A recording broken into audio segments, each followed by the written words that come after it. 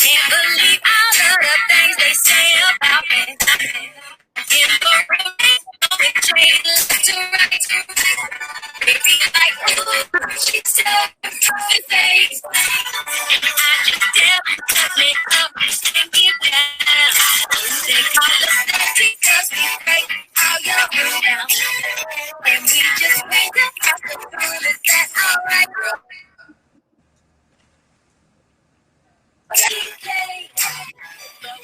That is Janelle Monáe, who is not from Georgia, but she, like me, is planted here now. Welcome to the plenary session, Race, Gender, and the Vote at the Gender Studies in Georgia virtual conference. My name is Dr. Stephanie Evans, and I am very pleased to be the director of the Institute for Women's Gender and Sexuality Studies, also known as WGSS. And I started with Queen Janelle Monáe and Erykah Badu to celebrate Michelle Duster's new book that's just coming out, Ida Be the Queen.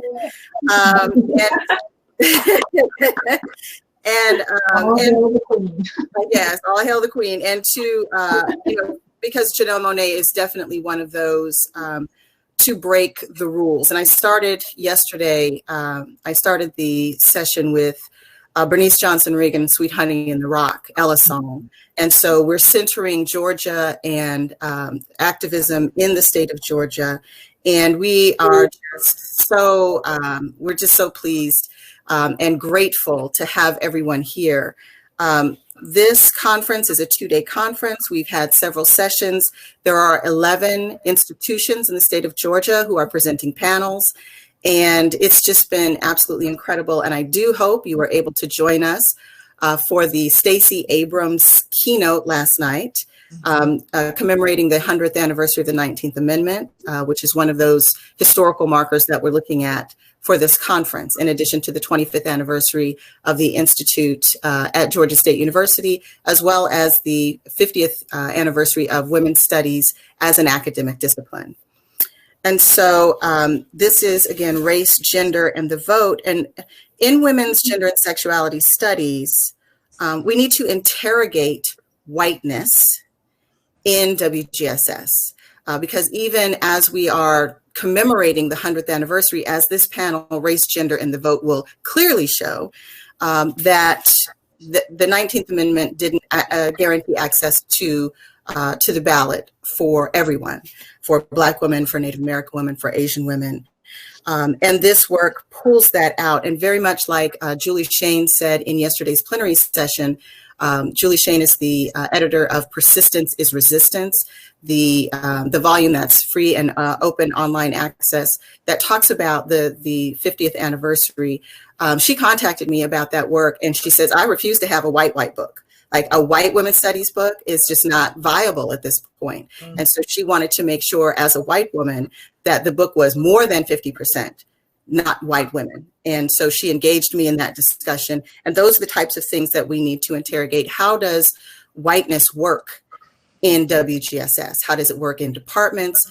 Is it okay to sit in a room that's all white faculty and like we're okay with that? No. And any more than we should be okay with not having transgender scholars or disability studies scholars. Like we've moved beyond that time. And so what this plenary session is helping us to do is to think about how race and gender interact with our voting history.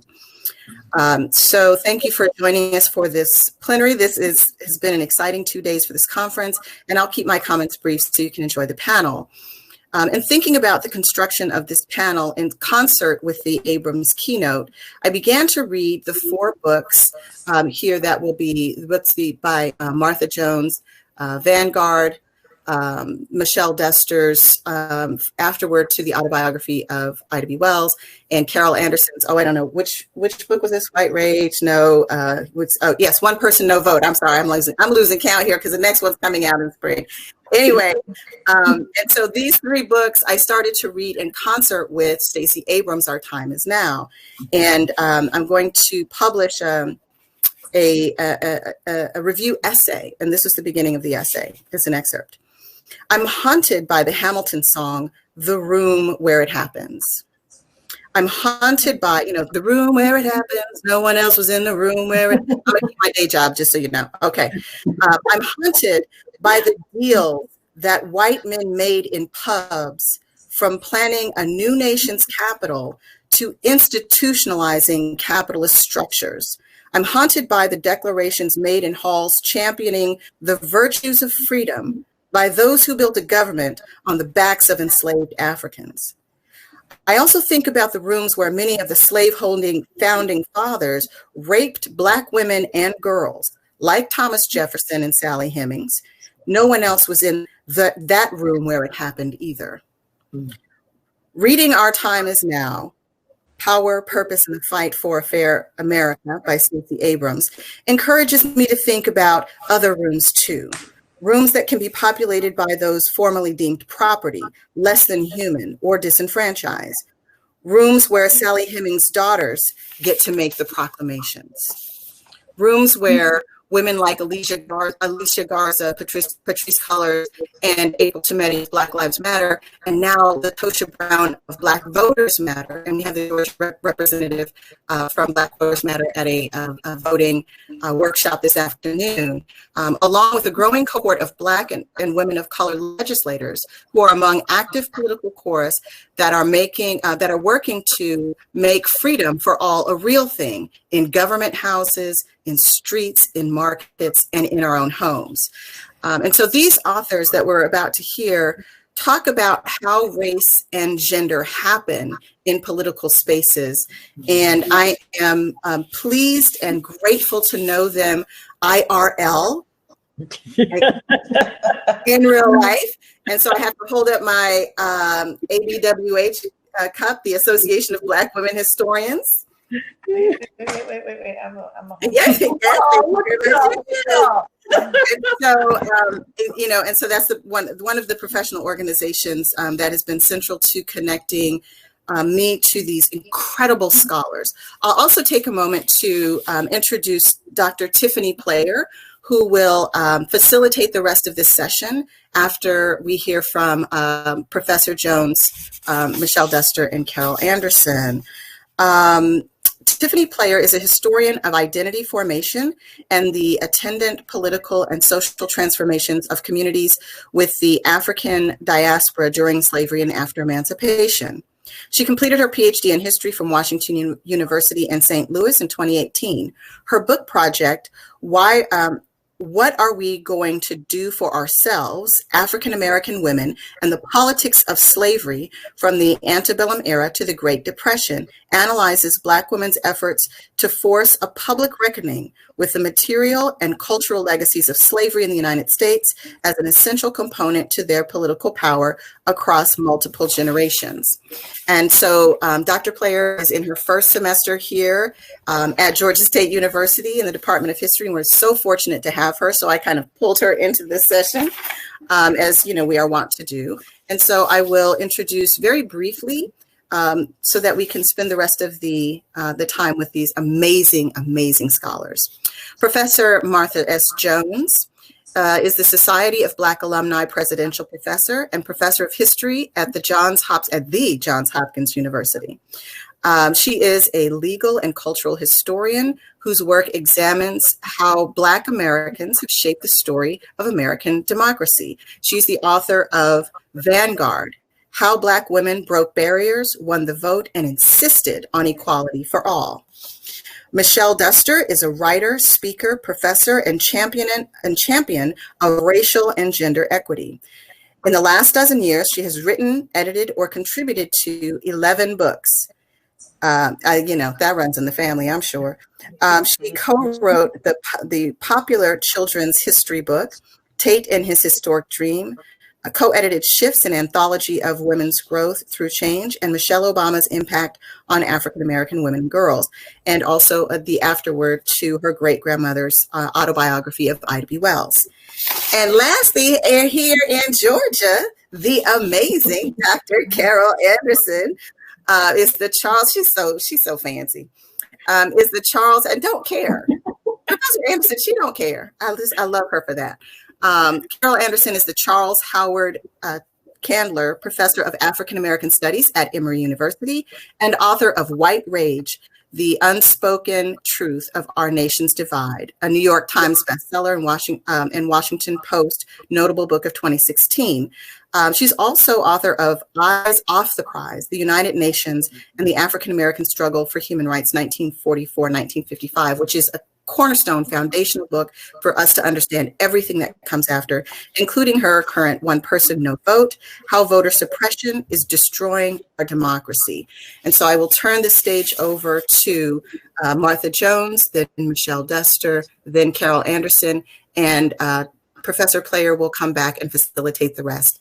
Thank you, thank you, thank you, thank you, thank you. I'm so grateful to you all, and I can't wait to hear you speak.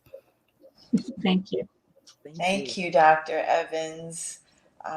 Thank you to you and everyone there who has created this extraordinary opportunity for us to be together, to talk about this important work, and to do so with such a timeliness, with such an urgency. It's an honor for me to be here. It's an honor for me to be with my sisters, Michelle Duster and Carol Anderson. It is really a pleasure to see everyone, even if it is on the Zoom. I'm going to talk just for a few minutes about my most recent book, Vanguard, to offer us a somewhat bird's eye view of Black women's struggles around voting rights. Vanguard is a book that looks at 200 years of African American women's ideas, activism, and more, and terms Black women the vanguard precisely because they are this nation's original anti-racist feminists, put it in 21st century terms. Those who in the earliest years of the 19th century develop a piercing critique of American politics, one that insists that neither race nor sex, and certainly not the intersection of the two, should have any bearing on access to the vote, to political rights and power in this country. That is a long story and a lonely one for the Black women in Vanguard for much of our history.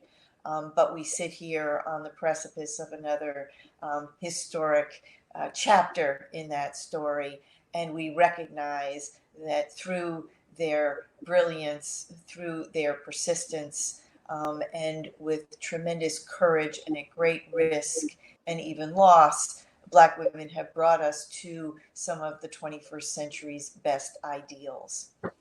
I'll focus on the moment of the 19th Amendment, if I could, picking up on Leader Stacey Abrams' remarks from yesterday, to underscore what that moment looks like for Black women. And the first thing to say is that it is an open secret as August of 1920 approaches. The open secret is that nothing in the 19th Amendment will override the state laws that will continue to disenfranchise Black Americans, now Black women, even after a federal amendment.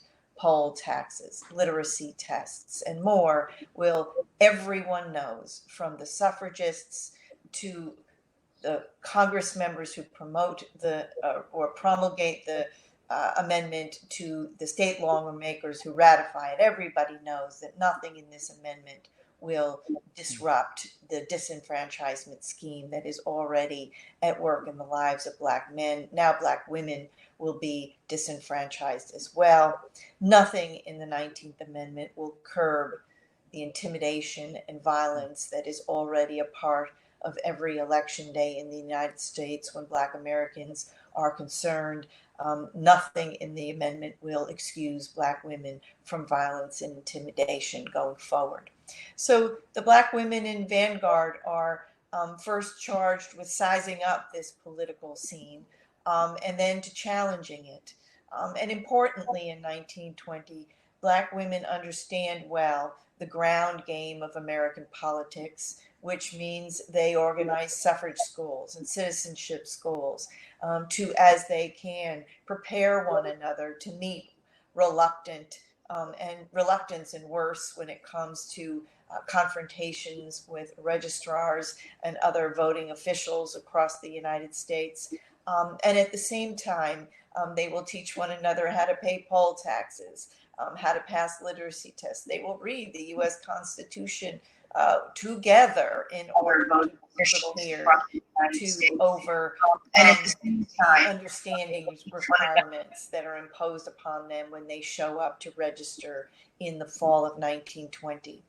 And when that season is over, Black women look out across the United States, and what they see is a profoundly uneven landscape, which is to say, in places I know, like we'll hear from in Illinois, but in New York and California, Black women have been seasoned voters even before 1920, and the door will open in some places for them after the federal amendment. But across the country, too many Black women, especially in the American South, remain disenfranchised even after that celebrated election season in 1920. And the charge then becomes how to build a new movement for voting rights out of the ashes of the 19th Amendment. And here, Black women are now clearly left alone to be that vanguard that they have always been, and to join with Black men in that movement that through still the ground game of American politics, the litigation strategy of the NAACP, and the extraordinary, brilliant courage of a grassroots civil rights movement brings us to a moment when Black Americans force the hand of Congress, force the hand of Lyndon Johnson in 1965, win the Voting Rights Act.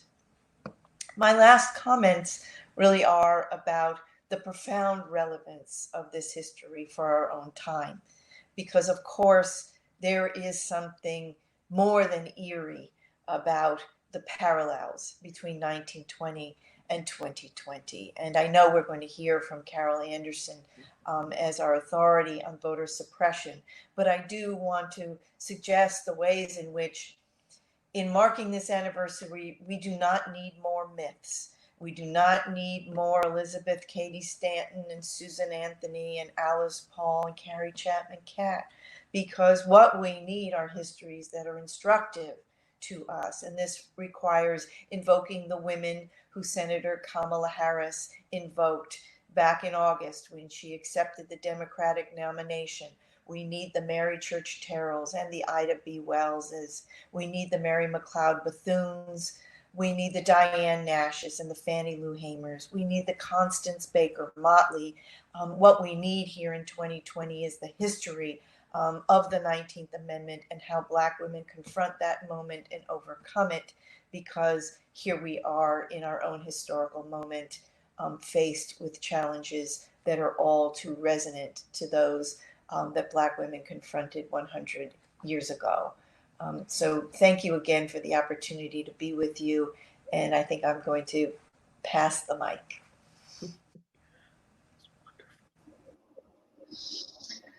Wow, thanks, Martha. Your work is just amazing as far as how you bring to life so many participants of the suffrage movement, which one could argue is still going on today. But I'm going to just talk briefly about my great-grandmother, Ida B. Wells, as one person who was involved in the suffrage movement, just to give perspective of sort of her life story and how the suffrage movement kind of fit into her life. Because she, as so many other African-American women, did not solely focus on fighting for the right to vote. She, in my opinion, was fighting for citizenship in every sense of the word. I'm assuming most people watching know who my great-grandmother was, but just briefly, she was born into slavery in 1862 in Holly Springs, Mississippi. And in 1865, at the end of the Civil War, she technically was considered free. And she was one of the first, she was among the first generation formerly enslaved people to have the opportunity to become educated.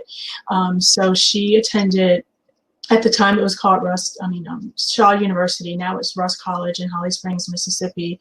And she was a first-hand witness to the effect of of the Reconstruction Amendments, the 13th, 14th, and 15th Amendments, which I'm sure Carol will go into more detail about those amendments. But it fit into my great-grandmother's life because she saw her father in particular, was very politically active. He sort of jumped on the opportunity to become involved with politics, and he enthusiastically embraced the right to vote.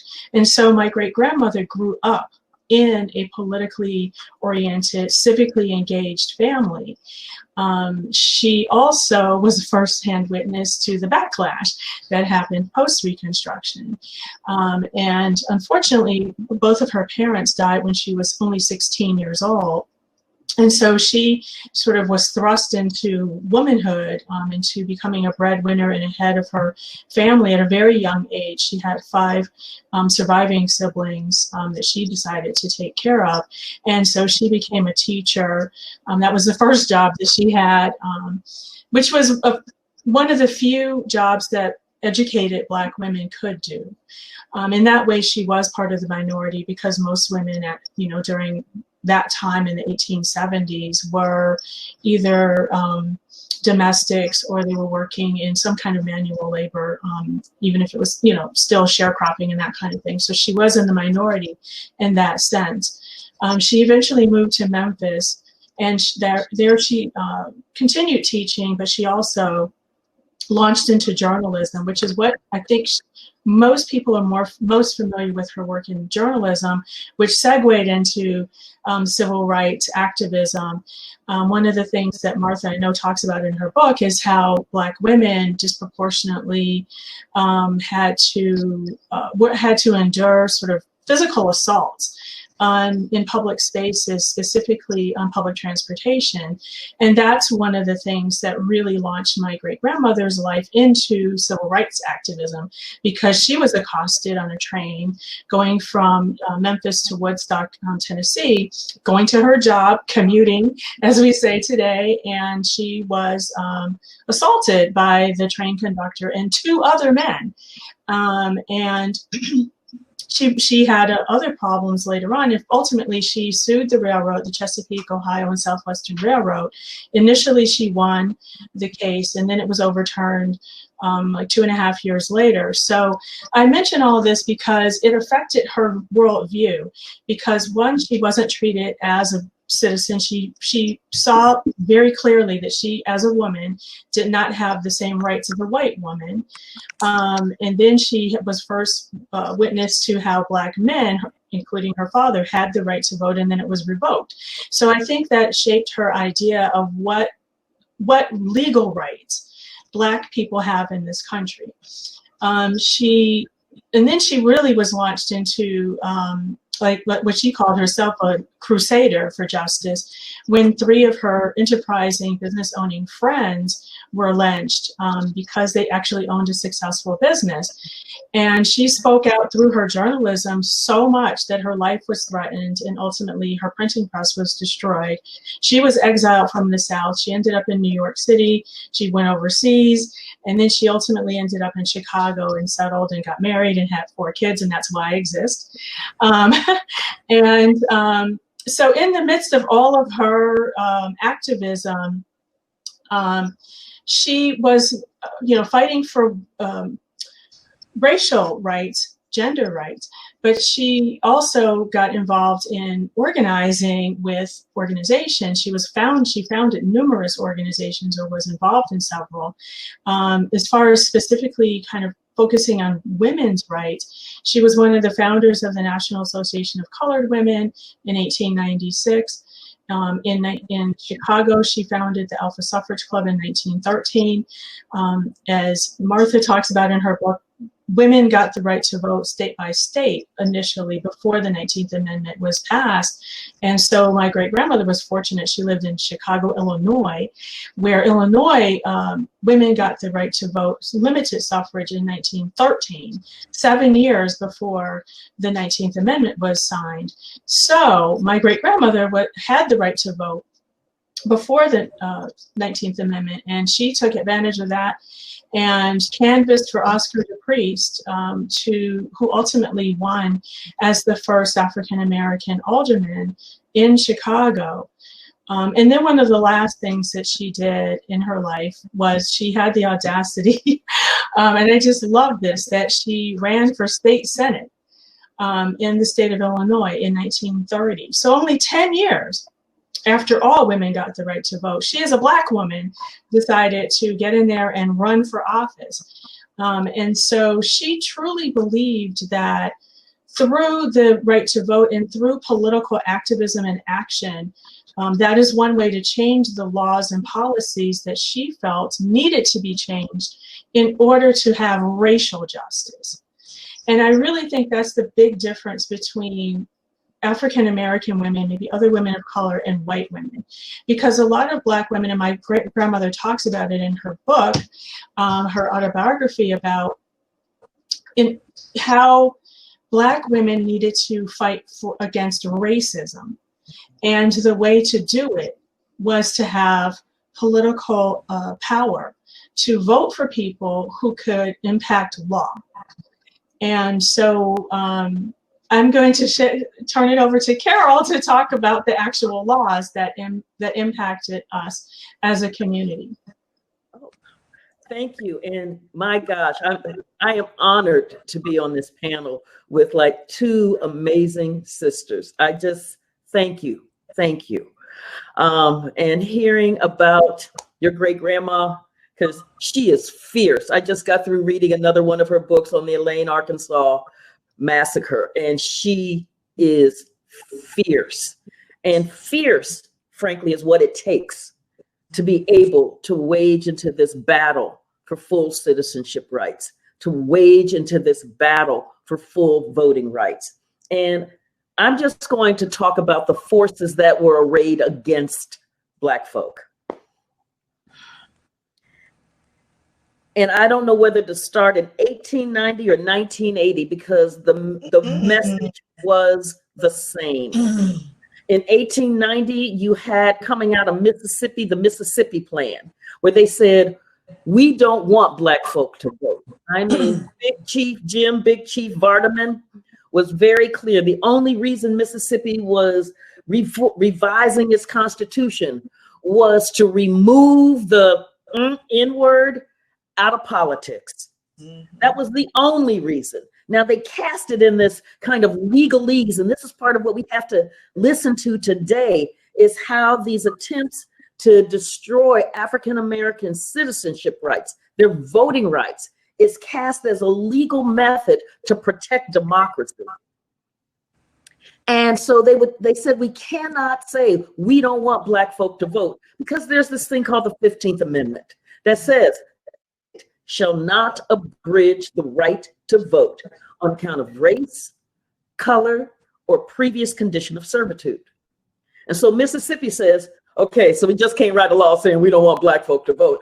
Before the Civil War, that was real easy. The rest of the nations, before the Civil War, we could do that. After the 15th Amendment, you couldn't do it. But what Mississippi said was, we are going to use the legacies of slavery and make those legacies the access to the ballot box. So when we have systematically stripped wealth out of the Black community because of hundreds of years of unpaid labor, followed by the Black codes, followed by sharecropping, we can then say, oh, if you really believed in democracy, you would pay a poll tax, which amounted to 2 to 6% of a Mississippi farm family's annual income. Or we would say, if you really believed in democracy, you know, you would be willing to read this Constitution, this piece of the Constitution, and interpret it to the registrar's liking. After we have systematically, as a society, denied education and literacy, would be willing to kill Black folk for learning how to read, and then systematically underfunding our schools. There were other components of the Mississippi Plan, but understand that in the beginning of 1890, there were about 190,000 African Americans registered to vote in Mississippi. 2 years after the Mississippi Plan, it was 8,600. That thing was lethal, and it was doing exactly what Big Chief Jim Vardaman wanted it to do.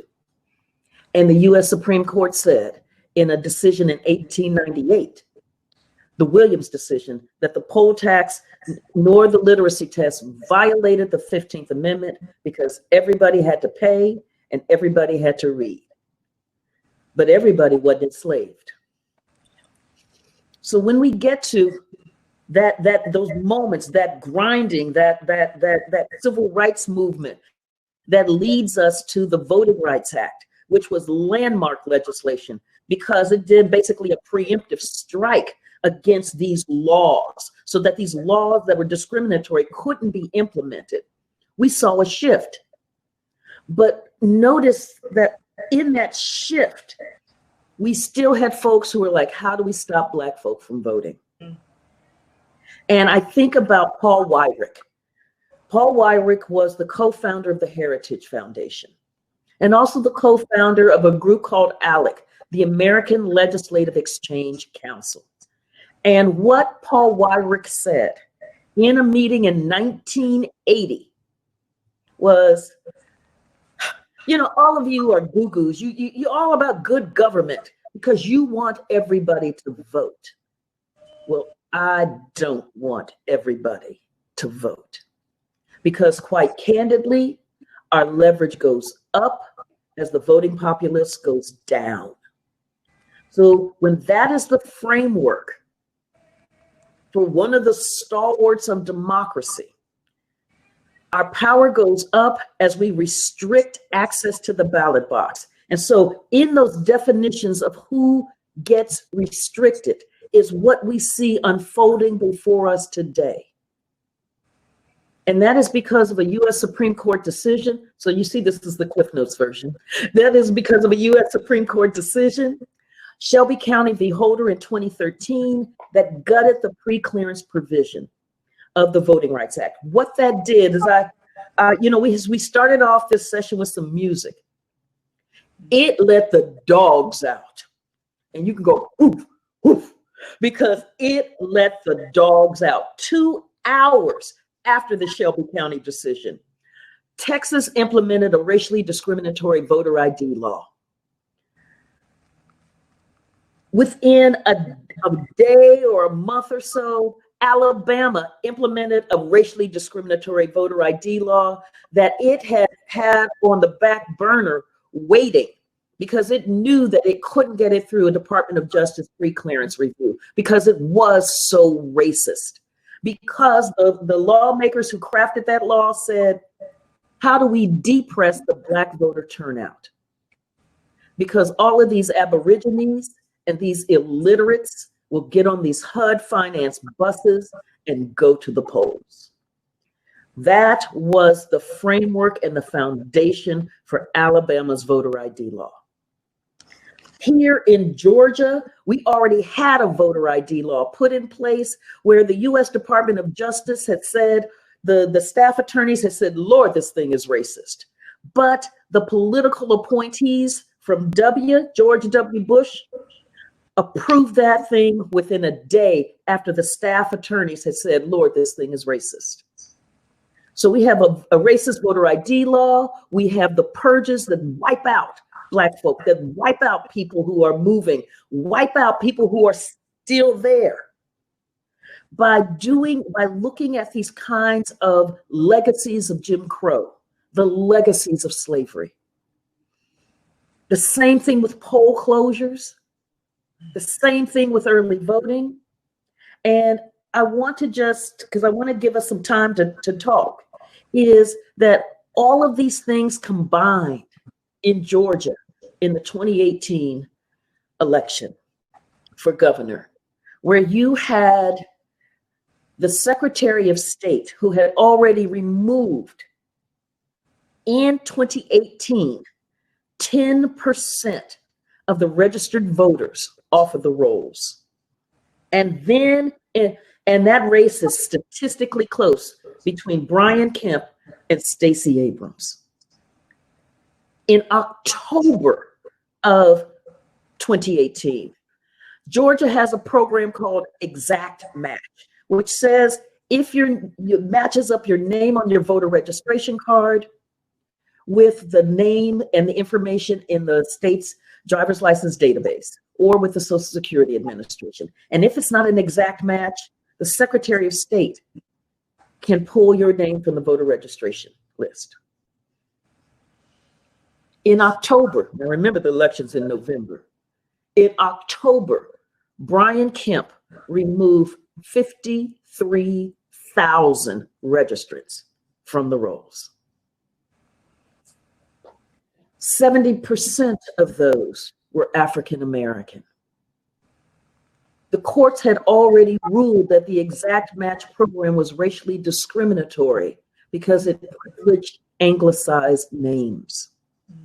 But that was the program he used in order to remove 53,000 people from the rolls. He won that election by 55,000 votes. Voter suppression has consequences for American democracy.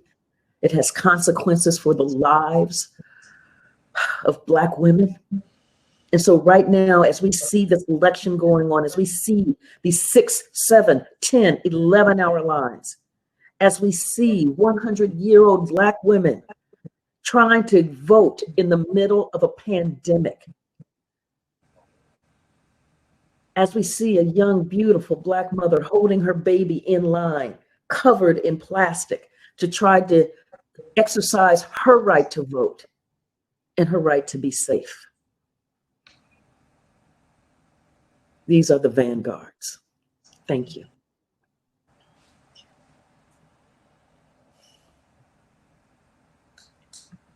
Thank you. Thank you so much for all of your comments. Again, my name is Tiffany Player, and I'm Assistant Professor of History here at Georgia State. I am beyond thrilled to share this space with such amazing scholars and scholar activists. And their work complements each other so well. And have become models for how to do history with African Americans at the center. And I know that we're in for an incredible conversation about race, gender, and the vote. If you have any questions for our plenary guests, please put them in the chat. This plenary is so fitting for our moment, right? The upcoming 2020 election is arguably the most important election of our lifetimes. And as we start today's session, I was wondering if each of you could share some of your insights about why race, gender, and the vote have been so entangled throughout US history, and what that entanglement actually says about the historical and contemporary fight over who gets to define national and American identity. Well, I'll hop in here and then pass. It's about power. It is about who will have access to the resources of this nation, who will craft the laws that determine who has and who doesn't have and how that will be. And I'll just take it on a frame from the Southern strategy of the Republican Party in the late 60s and onward, because again, that to me helps frame it for us, is that the Republicans wooed in the Southern Democrats because they saw an opportunity to break the solid Democratic South and get some congressional representatives in Congress that can help them push forward a conservative agenda. Now, the Republicans thought that they could control this toxin of pure, uncut white supremacy. That stuff is virulent. That stuff cannot be easily contained. But the Republicans had their swag on and they thought they could get it and hold it. What it did, though, was that it took over the Republican Party, moved the Republican Party so far to the right that its policies can't resonate with the majority of an increasingly diverse America. And so Republicans have had two choices. They've talked about this repeatedly. We can either reform or we can suppress. If we reform, we're opening up our policies so that they resonate and we can actually be really elected into office, or we're going to suppress as many of the constituents that we believe will not vote for us so we can maintain power. And so this is what we're in right now. When you see these grabs for Supreme Court justices, when you see the loading in of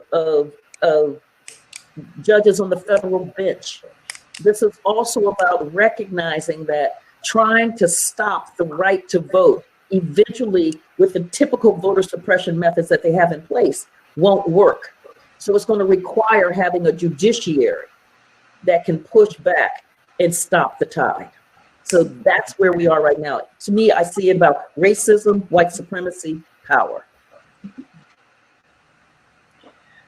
I can jump in and say that I think one of the myths about voting rights in the United States goes something like it was an arc of progress or expanding democracy. And my reflection out of this history is that really it is voter suppression, as we would put it in 21st century terms. It is voter suppression that is the hallmark of American democracy. For just the reasons that Professor Anderson suggests. When we look at the commentary in 1920 as states and municipalities and more conspired to keep Black women from registering and casting ballots in 1920, yes, there is raw racial animus expressed, but much of that is intertwined with expressed concerns about the control of the Democratic Party in the US and particularly in the American South, which has long premised its supremacy on the suppression of Black votes. And so I'm always very moved in this long story by the example of Fannie Lou Hamer, who in 1964 will take her Mississippi Freedom Democratic Party to the Democratic National Convention to decry and challenge the seating of a delegation at that convention, one that was made up of white Mississippians, without the consultation, the input, the votes of Black Mississippians, because it is a reminder of the roles, the integral roles that political parties have played. That is to say, structurally, deliberately, and with profound self-interest in perpetuating schemes of voter suppression across our history. It's not as raw as racial animus. It is power and the very political parties whom we inherit and live by in the 21st century built themselves on these practices, on this philosophy and more. Professor Duster, would you like to weigh in?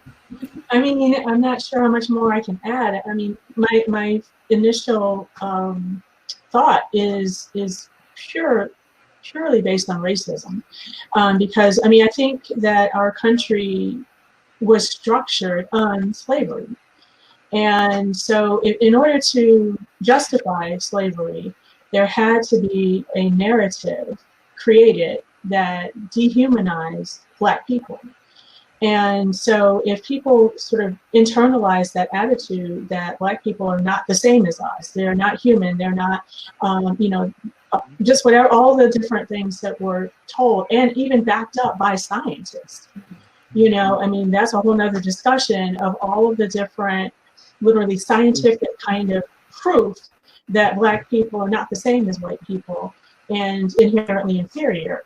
And so if you're sort of drilled that into your head, then you're never going to look at Black people as equal and people that can, that can and should participate in the same way that you do.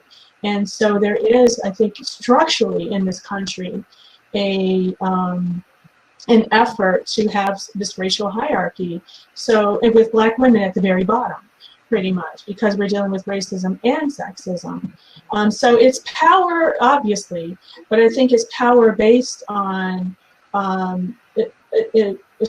sort of ingrained attitude of racial superiority, and I think that's almost the driving. Because even if you take power out of it, there's still that sort of that you're racially superior, and we all of us could walk into a store right now in certain places and have certain people look down on us, even though we have like 18 years more of education than they do. But just based on how we look, they have this attitude that we are beneath them.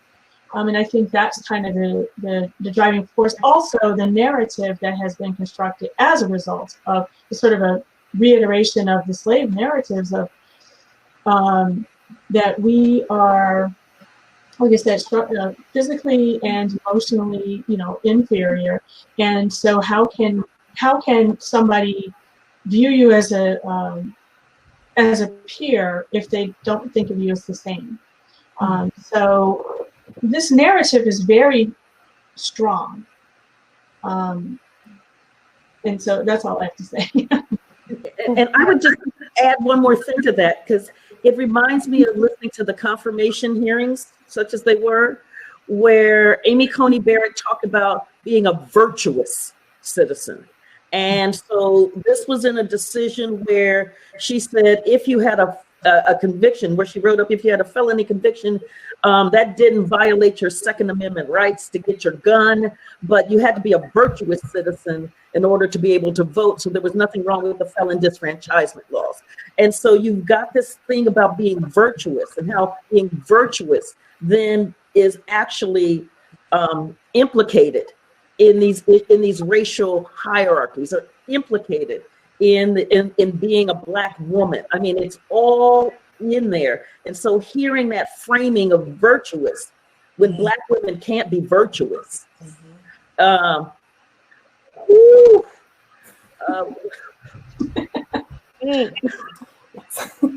Well, you all have done an amazing job of just kind of emphasizing the incredible power dynamics at play. I mean, that has kind of spanned, centuries, and we're certainly have inherited that these structures of power, racism and sexism in our own current moment. And so we have a question here from Lydia Meredith, and this is to the entire panel. She asks, what is the way forward? How do we fight national voter suppression, such as the federal law that protects Black citizens against state nullification? Elect Joe Biden and Kamala Harris, and then and send all those 130 Black women running for Congress to Washington, and then restore the Voting Rights Act. That's my message today, right? That we need to restore the Voting Rights Act. Yes. I mean, I think, my great grandmother's legacy of, organizing, grassroots kind of approach, local empowerment.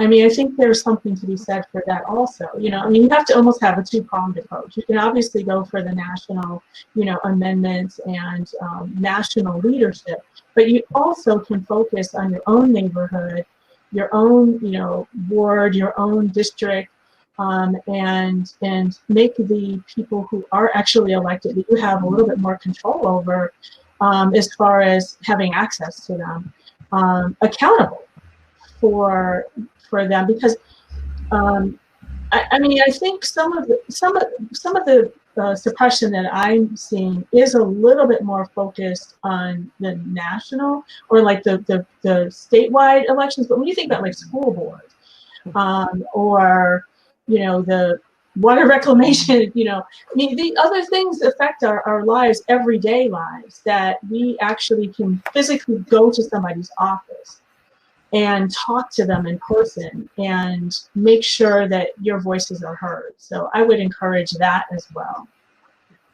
Yeah, it definitely is a two-pronged approach. Well, It is yesterday, ballot and down ballot.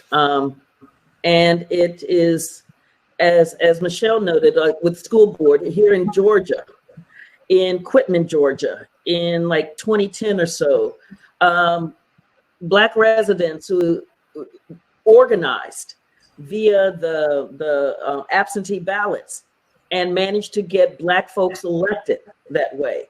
And the response of the state of Brian Kemp was to charge them with voter fraud and to put them on trial and to send a signal that this kind of power you're not supposed to have. Now, there were no convictions, but he had destroyed lives in that process of intimidation of Black folks looking and working in their local communities to, in fact, have the kind of voice that they should have. And so we need both structures working, both at the local level and at the national level. And the way that we handle voter suppression is we vote out the voter suppressors.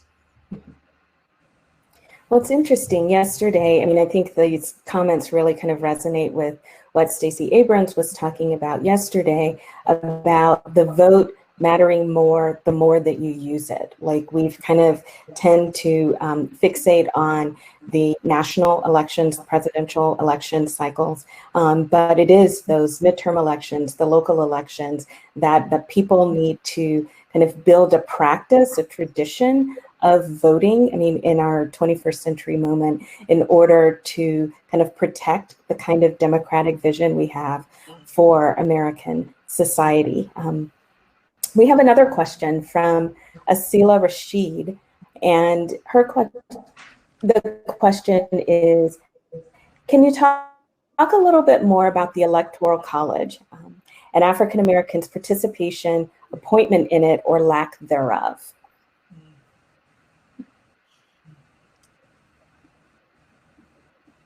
I'm looking at the law professor, the historian.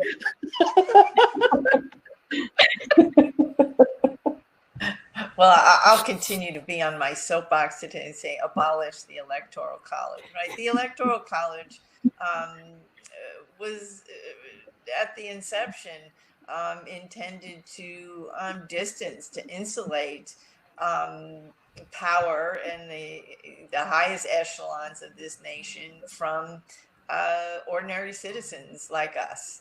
And so there is perhaps there is again an important conversation afoot, if you can hear it with all the noise going on, about abolishing the Electoral College. I always think about the Electoral College because that is the kind of question, the understanding question that is put to Black voters in 1920, right? When you get asked to read and then interpret the Constitution by a registrar, it's not one of those often invoked, fairly straightforward sections. It's the Electoral College. And I always say to my students, imagine standing on your feet in front of a hostile voting official and being asked not only to read this section of the Constitution, but then explain it. But at its core, right, the original Constitution, we should remember, right, U.S. senators are not directly elected by the terms of the Constitution of 1787. Senators were elected by state legislators, again, as a way to insulate the decision-making in Washington and power in Washington from ordinary people. And Black Americans inherit, if you will, or step into those structures, right, that are already deeply skeptical about the force of ordinary citizens. So I don't know. Those are my reflections, Professor. I'll let other folks weigh in. I'll just say my personal opinion is that obviously we need to reform the Electoral College, which was structured based on racism, of Black people being considered 3/5 of people in order to have that sort of underrepresentation. But I also this is not part of the question, but this is just my opinion, that I really think we need to revisit as a country the number of senators that there are representing people, because I think by each individual state having 2 senators, we as Black people are underrepresented in the Senate. And so I think that's a form of disenfranchisement also, which is separate from the Electoral College. But I just think as a voice, when you think that 2 senators represent 40 million people in California, and 2 representatives, 2 people represent the state of Rhode Island, I mean, that automatically makes us as a people, as Black and brown people, underrepresented in the Senate. Wow, that's great. We just have time for another question, and I want to be respectful of all of your time, but I want to know, like, you all are in the trenches, you know, you are really astute with the history of voter suppression and activism, kind of combating those challenges, and we are in our own very contentious election cycle. So how have you been able to kind of maintain a sense of optimism, or what's your level of optimism about, you know, kind of where we as a community, as a nation can kind of go, given that you absolutely understand the long arc of history? My hope is in the people. I mean, you see the organizing, you see the registration efforts, like with Fair Fight, you see the litigation coming out of the NAACP Legal Defense Fund, you see the folks who are like, I'm bringing my chair, I've got my water, I've got my snacks. I've got my snacks. I got my snacks, right? I mean, I got my snacks. You know, and so over 50 million people have already voted early in this election. And it's because they understand how precious this democracy is and could be, and how they realize what 4 more years of this regime will do. And they are willing to deal with poll closures. They're willing to deal with voter ID laws. They're willing to deal with long lines. And what they're also saying is, I'm willing to deal with this now, so I don't have to deal with this again. And so when we look back at our history, it has been the people who have made democracy, who have got us this far. Because the institutions were just like, yo, we cool. And the people are like, no, we're not. So that's where my hope is. That's where my hope is. I'm seeing incredible turnout rates. And incredible discussions about what this democracy could be. Yeah. Yes, Michelle, I'm sorry. Well, I'm in Chicago, and I really feel, I mean, I'm sure people are being active everywhere, obviously, but my lens is through Chicago, which historically, for I don't know how many decades at this point, has been extremely, there's an atmosphere in this city that's very activism oriented.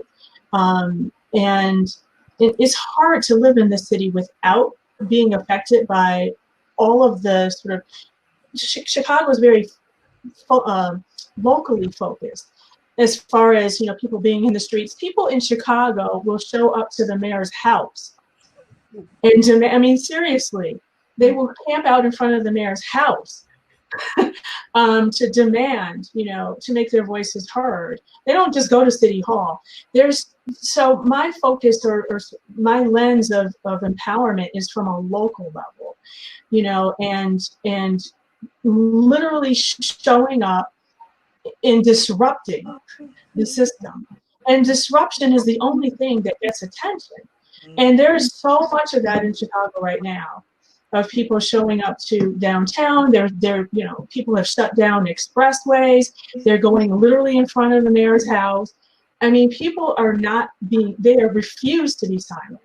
And so there's just a point where it's like, okay, what do you all want? Because we need to function in the city. So that is the only way that power concedes, is to make it so that it can't function as is. The status quo won't work because you're coming from a position of not having power. So the only way that you can get it is to make it so the power structure can't function as is. And that's what I have seen happen in the city so many times. I'll just say briefly, I agree with everything that's been said. And I'll share a question that was put to me by our colleague, Dr. Noel Trent at the National Civil Rights Museum recently. And it was this: what sort of ancestor will you be? And that, I think, is the kind of question that reminds us that the work we do in any given election cycle, and the work we do in our lifetimes, is an investment in the futures of our young people, of the next generations, and who will ask, what did you do in 2020? Right? Where were you? What did you stand for? And that kind of accountability, if I could put it that way, keeps me showing up each and every day. Thank you so much, Professors Joan and Duster and Anderson. This has been a wonderful conversation about race and gender and the vote. And I think you've all inspired us to, make these last few days really count, and to also think beyond November 2020. So I appreciate your contributions. Thank you very much. Thank you.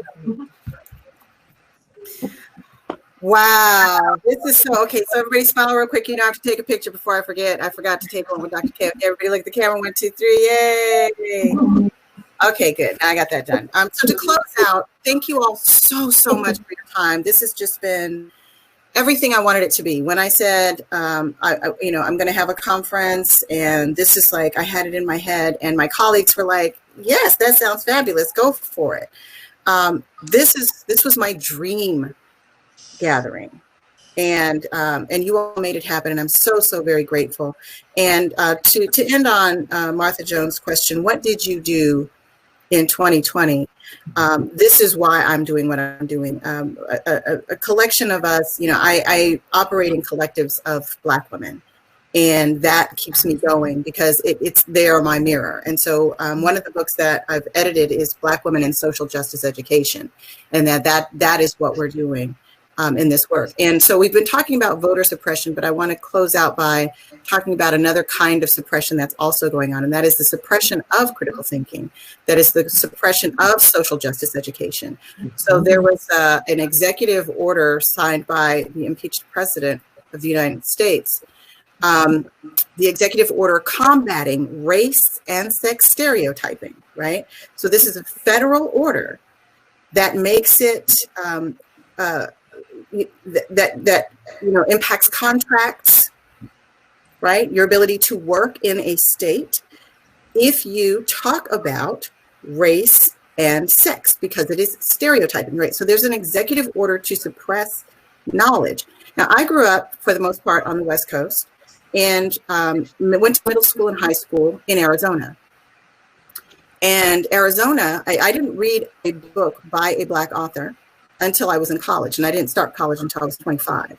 So this was all news to me. So the idea that we have certain structures, that this goes to our education system. But Arizona passed a law called HB 2281, right, a while back, House Bill 2281, that made it illegal. And this was the legislature finds it and declares that public school pupils should not be taught to treat and value each other as individuals, and not be taught to resent or hate other races or classes of people. So as was kind of brought through this panel, that there's a structure of how we're operating that's at the federal level, the state level, that impacts everything. And that is not just suppression of the vote, it's suppression of exactly what we have done here today. The ability to educate and to insert our voices into these rooms, into these halls. And that's what you all have allowed us to do. And I'm not going to cry, but I'm just going to say, I love you so much. And I'm so grateful for everything that you do, because you are my mirrors and I appreciate you so much. So I know you all have to sign off. And so those of you who are staying, we will, if you would join us at 2:00, as you'll see here in the sessions. We have Emory, Agnes Scott, and Clark Atlanta University at 2 p.m. And then we have Suppressed at 4:30. And then we're going to have a happy hour for faculty and staff and graduate students, undergraduate reception, just like at a regular conference. Meet me at the bar. So again, thank you all so much. I'm so grateful to you. And thank you, Stacy, for everything that you've done. And you can take us off the stage. Thank you.